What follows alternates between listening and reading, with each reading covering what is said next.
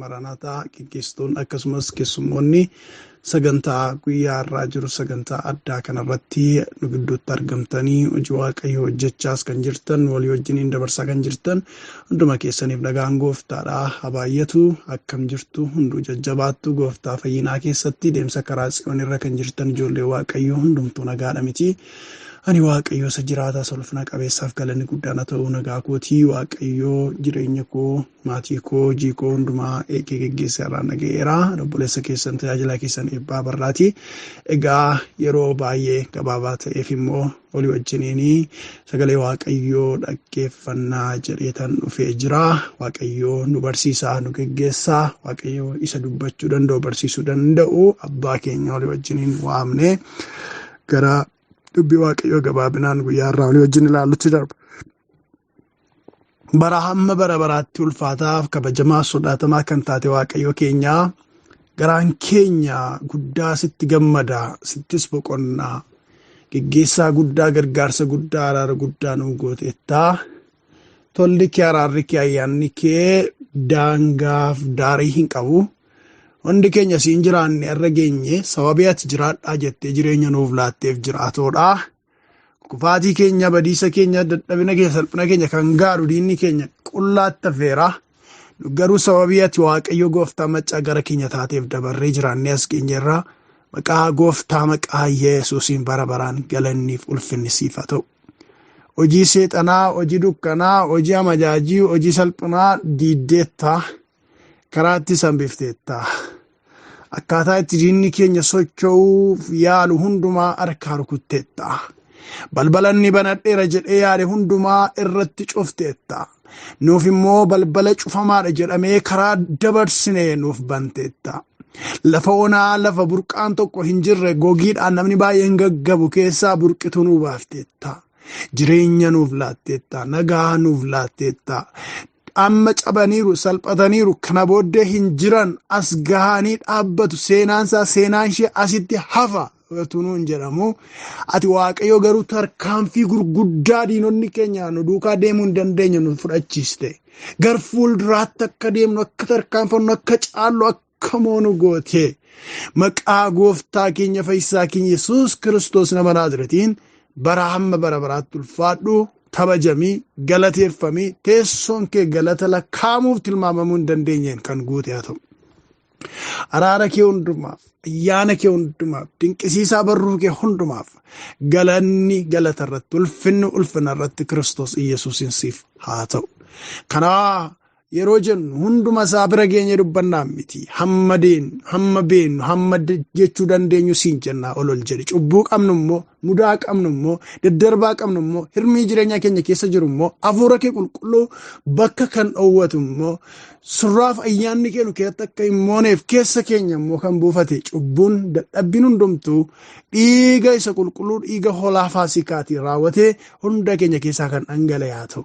Waaqa araaraa tokko tokko keenya irratti bani. Namni hundumtuu araara kee araara waaqayyo haa argatu.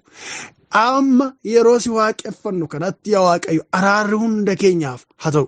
Nam tokkolleetu cubbuunsaa hin dhiifamin hafiin. Anaafis ta'e saba keetiif araarri kee araarri waaqayyo dhowwu. Waa malee nuuf haa kennamu nuuf haa ta'u waaqa araaraa inni araaraaf ariifattu waan nu qulleessiteef cubbuu keenya hundaa waan nu dhiifteef galanni kan kee duwwaa haa ta'u. Hojiin kee hojii waaqayyo akka hin hojjetamneef coba garaagaraa kan ta'u danqaa garaagaraa kan ta'u gufuu garaagaraa kan kaa'u di'aabiloos bofni bara durii jawwichi bofni murxuxxifamaan sun hammeestuun obbolootaa sun seexanni ergamoonni isaas hundumtu maqaa gooftaa Yesuusiin kan cabe haa ta'u. Sammuu namootaa kan toqoxaaxaruu barbaadu, sammuu namootaa dhuunfachuu kan barbaadu, laphee namootaa qabuu kan barbaadu, bubbee garaagaraatiin kan adeemu, tooftaa garaagaraatiin kan hojjetu, gaaddidduu kan ta'u, danqaa kan ta'u, bofni sun maqaa Yesuusiin kan irra jalame haa ta'u. Jabaa Yaaqoob ani nan beeka irreen kee jabaadha. Waaqayyo lolaadha. Maqaan isaas Waaqayyoodha jedhamee barreeffamee jira. Waaqayyoon keenya Waaqa inaafaadha. Ibidda godhuudha jedhamee barreeffamee jira. Kun immoo Waaquma nagaa isa nuuf teetu diina keenya irratti ibiddadha. Nan abbooma, ergamaan badiisa, ergamaan dukkana, lallabaan cubbuu kufaatii maqaa Yesus Kiristoosiin sammuu dhalootaarraa kan galagale haa ta'u. Waaqayyo moo'ichi keenya haa ta'u. Kunoo fuula kee dura jirra. Dubbii keessa jireenya of keessaa qabu barachuuf deemna.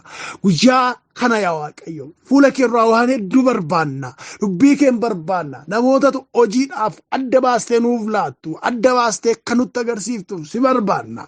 Maqaa Yesus Kiristoosiin Waaqni yeroo kanaa kaasee kallattiidhaan tokko tokko keenya irratti kan baname ta'u. Yaa Waaqayyo guyyaa dinqisiisaa nuu godhu. Guyyaa ulfina kee bifa ajaa'ibaatiin arginu nuu godhi. Yaa Waaqayyo sagaleen kee inni dhufu jireenya tokko tokko keenya haa jijjiiru. Ayyaana nuu baay'isi, eebba nuu baay'isi, dibata haaraa fidi, mul'ata haaraa fidi, jijjiirama haaraa fidi. Waldaa Maraanaataa Yesuusiif yaa Waaqayyo guyyaan kun guyyaa seena qabeessa haa ta'u. Waan dinqisiisaa hojjedhu, ulfina kee mul'isi, dhuma keenya bareechi. Maqaa Yesus Gooftaatiin ameen. Ulfinni Waaqayyoo keenya isa jiraataadhaaf haa ta'u. Egaa guyyaan kun akkuma yeroo adda addaatti beeksifamaa ture, guyyaa addaa, guyyaa itti namoota hojii Waaqayyoo hojjechuudhaaf imaanaa geggeessummaa fuudhuudhaaf jiran adda baasnee harka keenya yookiis mallattoo garaa garaatiin filannoo keenya geggeessinee hojii Waaqayyoo akka hojjetanii fi nuuf Waaqayyo irraa imaanaan guyyaatti kennamuudha. Kana raawwachuudhaaf obboloonni ollaarraa keessumoonni gidduu ni jiru.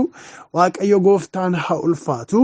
Egaa sagaleen anarra dubbadhu dhimma kana duukaa kan adeemu galaa guyyaa akkasii ta'uu danda'u. Warra hojii Waaqayyootiif dhufaniifis galaa kan ta'u sabicha isa adaraa kana kennatu geggeessitoota filatuufis gorsaa fi galaa kan ta'u dubbii Waaqayyoon qabadhee jira.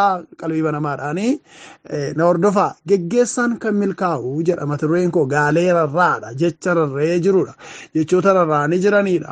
Geggeessaan kan milkaa'u waan jedhu qabxii lama duwwaa dubbadheetanii daqiiqota gabaaboo keessatti dhaaba. Inni jalqabaa geggeessaan kan hin dhufu wanti nu beekuu qabnu milkaa'uudhaaf jedhee dhufa.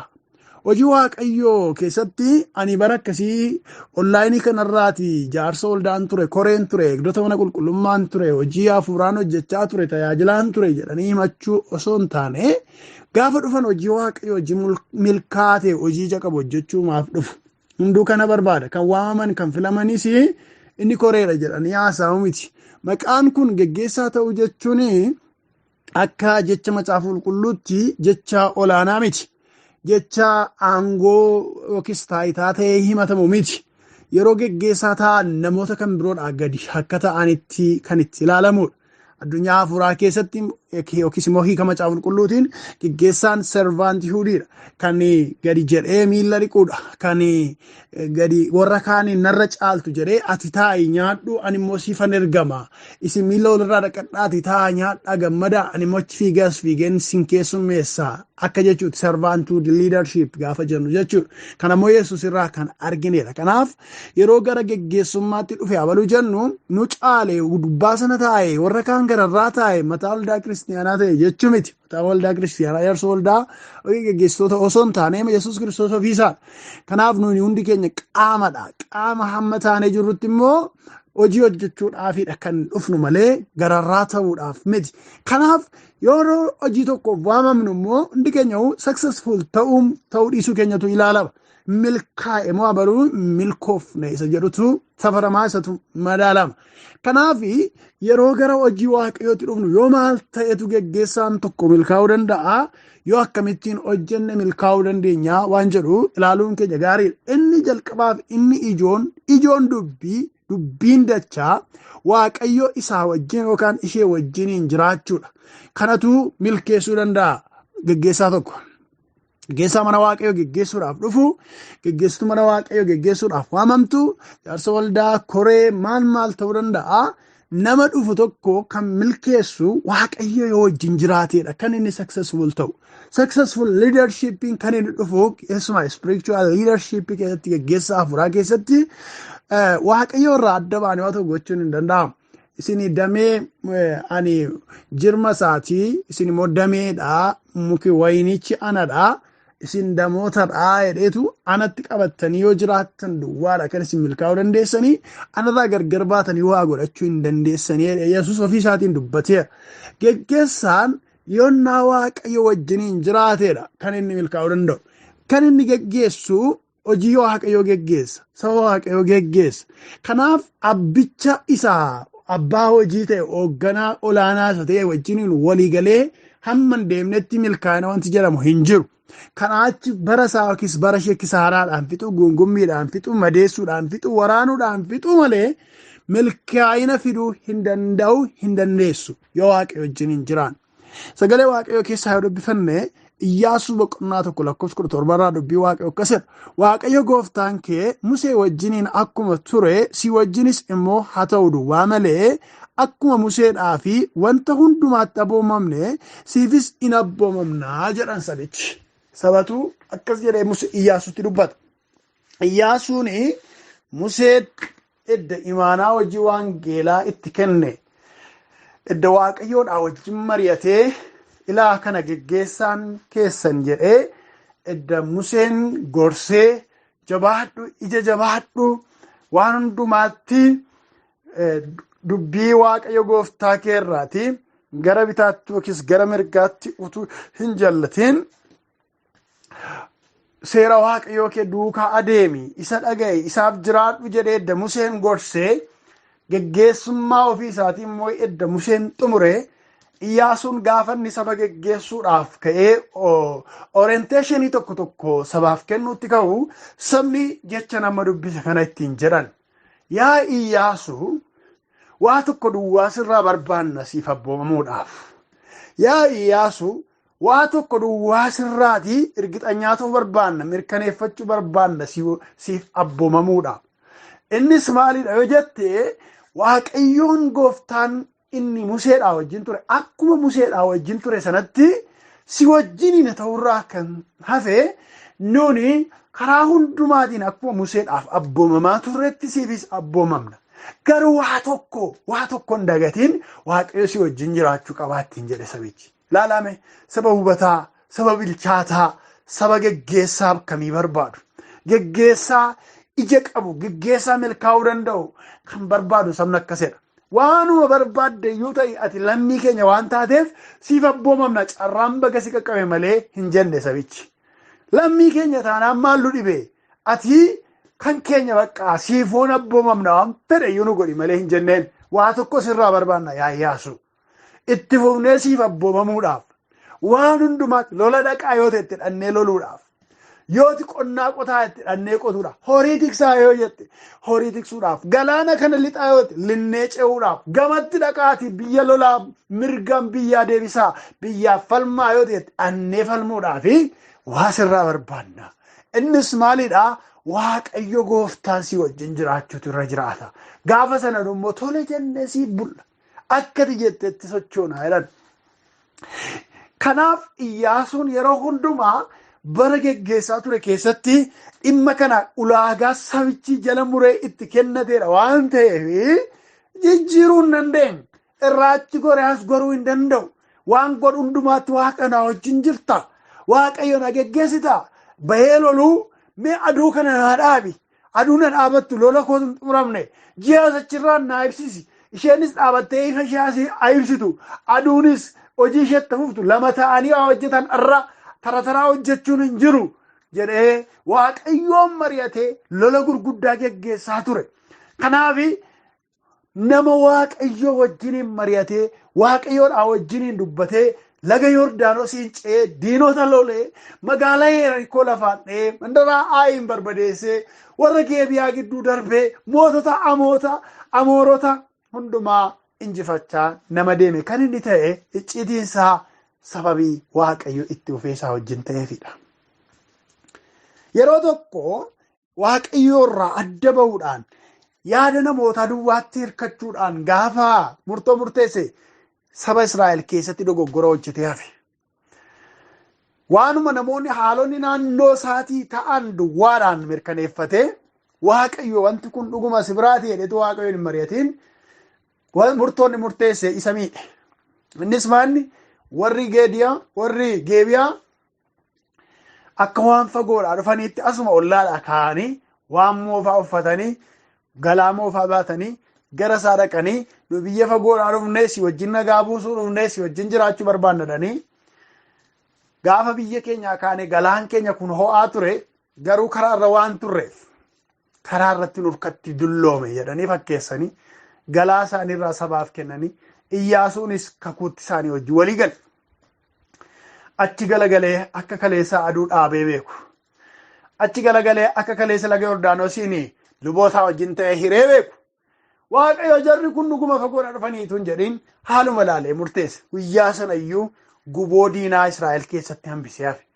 Ilaalaa yeroo hundumaa waaqayyoodhaa wajjiniin gaafa mari'achaa deemu geggeessaan yaada ofii isaatiitti tun hirkatiin anuu jabaadha, anuu beeka, anuu lola beeka, anuu dandeetti qaba, anuu muuxannoon qaba, Musee wajjin bara dheeraan dabarse jedhee utuu ofii isaatti hin dhaadatin gaafa waaqayyoodhaa wajjin mari'achaa deemu tajaajilaan geggeessaan milkaa'aa ta'a.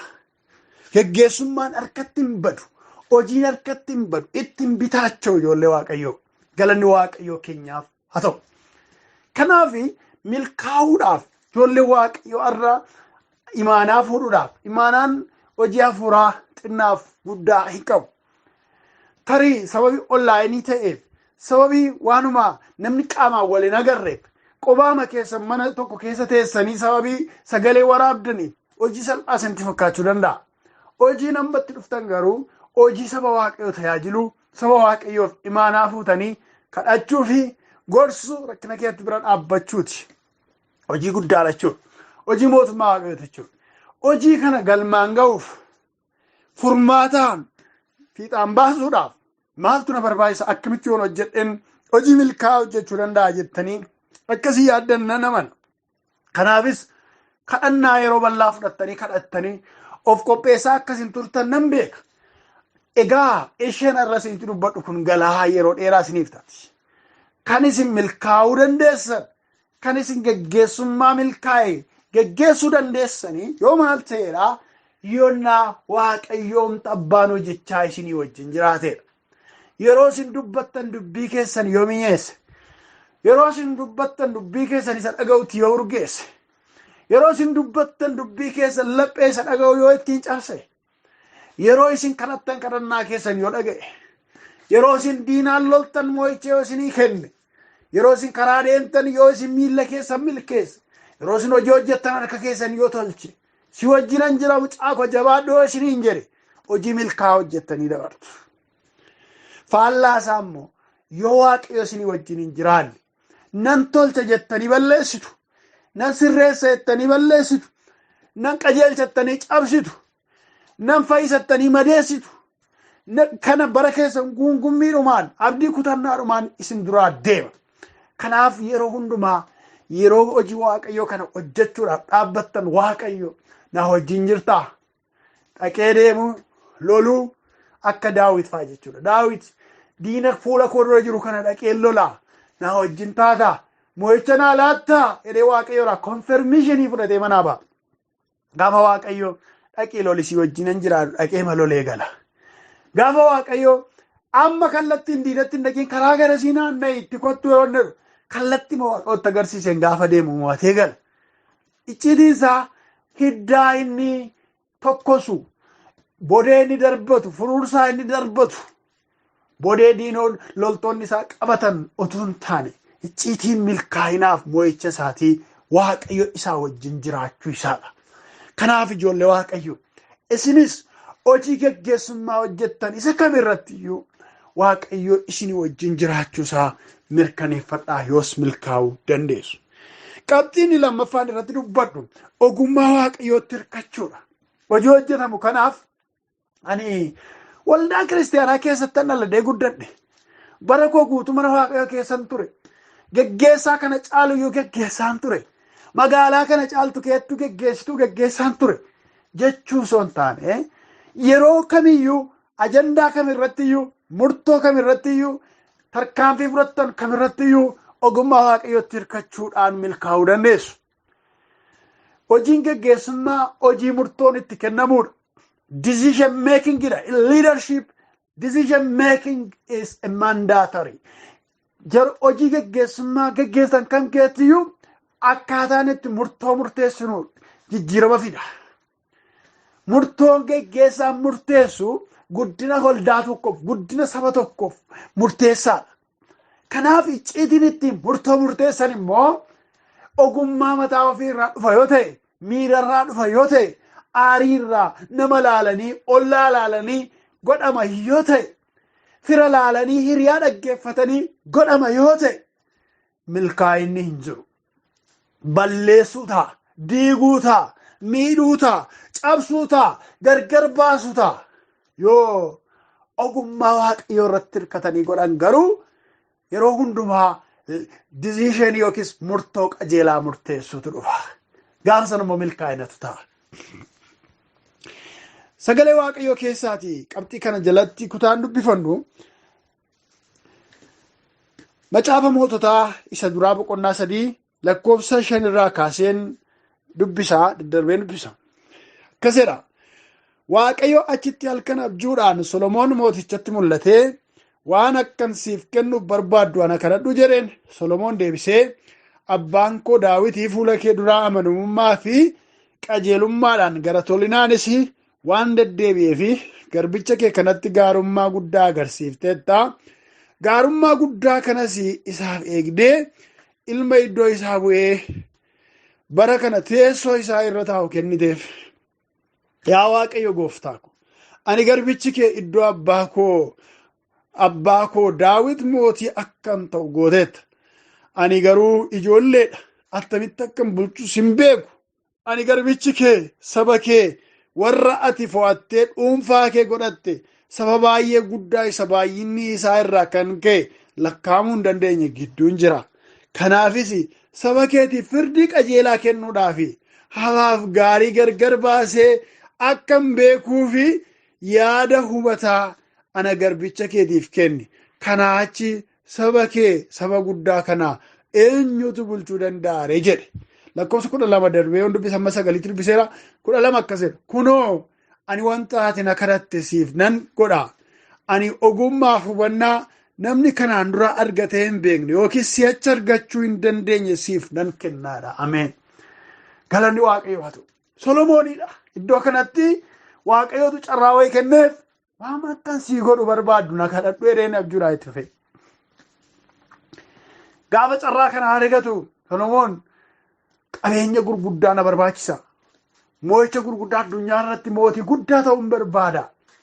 Nama biyya lafaa kana irratti sodaachisee bulchu ta'uun barbaada jedhee waan kabaja mataa isaatii yaadde. Waa'ee hojii Waaqayyootti kenneetu ciniinsuutti ta'ee jira.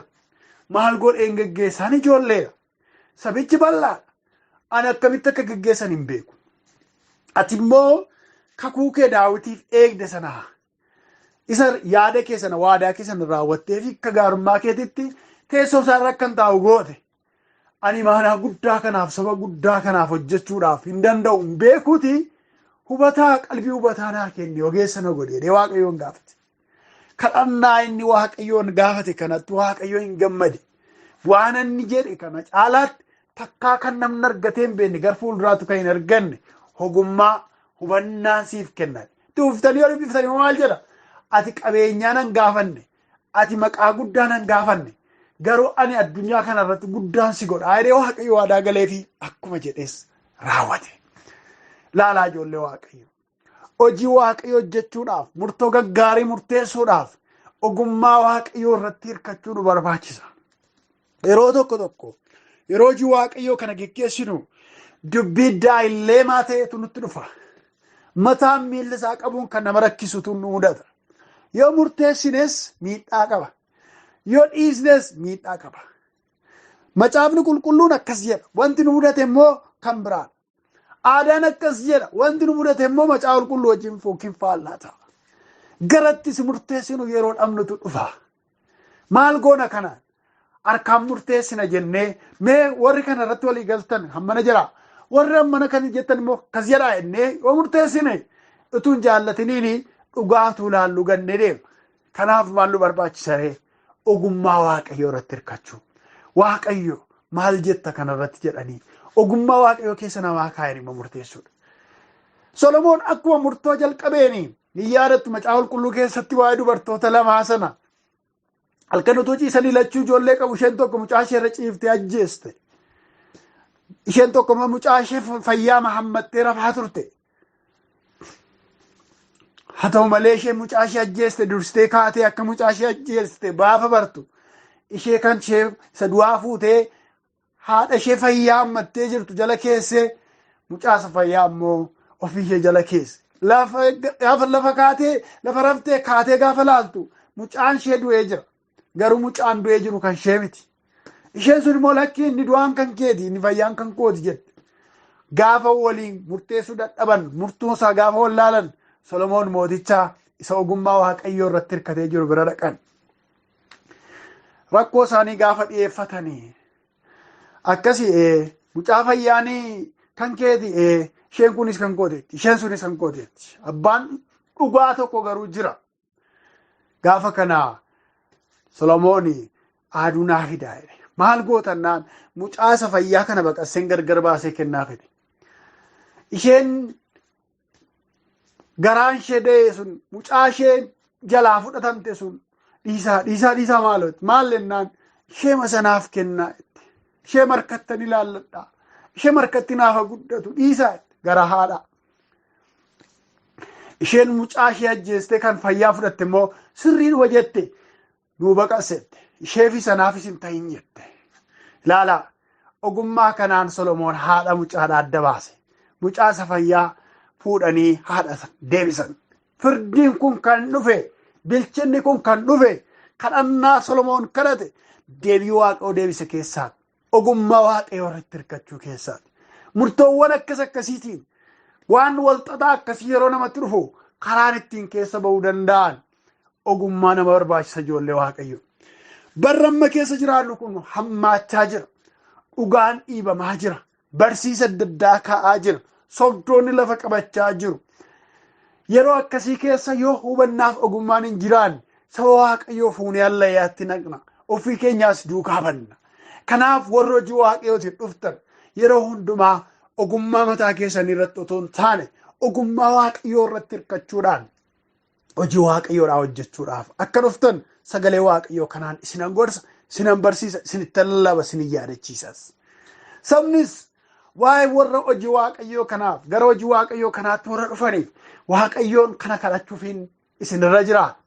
Waaqayyo ogummaadhaaf hubannaaf qalbii yaaduu bishaataa akka isaaniif kennuuf waa'ee isaaniif Waaqayyoon dura dhaabbachuutu isinirra jiraata. Quba itti qabu miti. Meerree isheen jaarsa waldaa taate akkas taate, isheen jaarsolii waldaa taate koree taate akkas taate jettanii qubatti qabuudhaan qaawwa isaanii barbaaddanii ittiin madeessuun miti. Waaqayyo gargaari. Ogummaa kenniif, bilchina kenniif, jabaatanii hojii kee galmaan hagaanii jechuun gaari. Kana duwwaa miti sabni warra Waaqayyo hojiidhaaf adda baafateef abboomamuun irra jiraata sabni Waaqayyo. Iddoo kana kan dhufan sababa waamichaaf malee sababii nama hundumaa caalaniif miti. Dadhabinumatuu qabanii, hanqinumatuu qabanii, gaaffiimatuu qabanii, hirrinumatuu qabanii Waaqayyo hojii kanaaf nama barbaada. Yeroo Waaqayyo akkas hojiidhaaf nama barbaadu kan ammoo nama Waaqayyo hojiidhaaf fuudhee nu dura bu'ee akka geggeessuuf nuuf akka hojjetuuf Waaqayyo nuuf fide kana goona akkasitti baana akka itti hojjenna akkasittiin mul'ata keenya galmaan keenya jedhanii yeroo dhufani ani waa'ee isheen beeku, ani biyya isheen beeku, ani dandeettii isheen beeku, bara isheen amante hin beeku jennee quba itti qabuu osoo hin taane Waaqayyootu nuuf kenne, Waaqayyootu nuuf fuuldura kaa'e. Toleen abboomamna, toleen hojjenna jechuun sabarraa in eegama. Waa'ee isa kanaaf sagalee Waaqayyoo kutaa tokkoon dubbisa. Ximootiyoos duraa boqonnaa 5:1 akkasidha. Maanguddoonni warri bayeessa godhanii hojii waldaa geggeessan addumaan immoo warri lallabaa fi barsiisatti dadhabanii hojjetani gatii dadhabbii isaanii dachaa lamaaf ulfinaan argachuun isaaniif hin taa'edha. Ilaala waa'ee maanguddootaa, waa'ee warra barsiisanii, waa'ee warra lallabanii, waa'ee warra saba Waaqayyoo dura dhaabbatanii dubbata kutaan kun. Isaan kun maal gochuu qabodha? Gatii dadhabbii isaanii ulfina dachaa lama argachuun isaaniif taa'e. Ulfinaan jechuudha. Kabajaan jechuudha. Ittiin jecha barbaadanii ittiin hamilee cabsuudhaan miti. Maqaaf immoo ati jaarsa waldaati, jaartii waldaati. Maqaaf ati koree waldaati. Maqaaf immoo eegduu waldaati. Maqaaf ati raajiidha. Maqaaf ati lallabaadha. Maqaaf ati barsiisaa wangeelaati jechuudhaan hamilee tuquudhaan osoo hin taane kabajuudhaan gatii dadhabbii isaanii deebisuufiin dachaa lama godhanii deebisuufiin akka irra jiru dubbii Waaqayyoo keenyaadhaa hin gorsaa, hin barsiisas ijoollee Waaqayyoo. Kanaaf sabni Waaqayyoo maal gochuun abboomamuu fi kabajuu wajjiniinis hojii hojjechuu. Kana jechuun gaafa isaan dogoggoranii murtoon taane murteessan, gaafa isaan yaada Waaqayyoo keessaa ala ba'an, yeroo isaan barsiisan taane duukaa luucca'an, yaada hin taane duukaa fidan, tolee sirriima jette jechuu miti. Gaaffii isa jalqabee Iyyaasuun gaafatame sana yaadadhaa. Waaqayyo si wajjiniin yoo jiraate duwwaa siif abboomamnaadha. Yoo Waaqayyo si wajjiniin jiru ta'e maal godhama jechuudhaan siif hin abboomamnuudha. Macaafni qulqulluun immoo isa kanaaf safartuu keenyadha, madaallii keenyadha, istaandaardii keenyadha. Isaan geggeeffamna waan ta'eef. Kanaaf warri gara hojii Waaqayyoo kanaatti dhuftanis qajeelfama dubbii Waaqayyoo kanaan Waaqayyo wajjiniin jiraachaa, ogummaa Waaqayyoo irratti hirkachaa, hojii Waaqayyoo kadhannaadhaan of ijaaraa, dubbii Waaqayyoon of ijaaraa hojjedhaa. Warri hojii kana immoo Waaqayyo wajjin taatanii imaanaa adaraa dabarsitanii laattanis sabicha geggeessitoota keessaniif kadhachaa, abboomamaa kabajaan wajjin akka jiraattan dubbii Waaqayyootiin isin gorsaa. Dubbii isa dhageenya kanaan akka jiraannuuf Waaqayyo nu haa gargaaru. Galateeffannee xumurra. Teessoon kee teessoon Waaqayyoo keenyaa galataan haa guutu. Dubbii kee isaa dubbatee jireenya kennu, isaa dubbatee dabaa qajeelchu, dubbii keessa jiraataa ta'een gara keenya waan dhufteef ulfaadhu. Kabajamii maqaan kee bara hamma bara baraatti ulfaatu. Dubbii kanaan immoo geggeeffamnee ija gaarii akka ittiin godhannuuf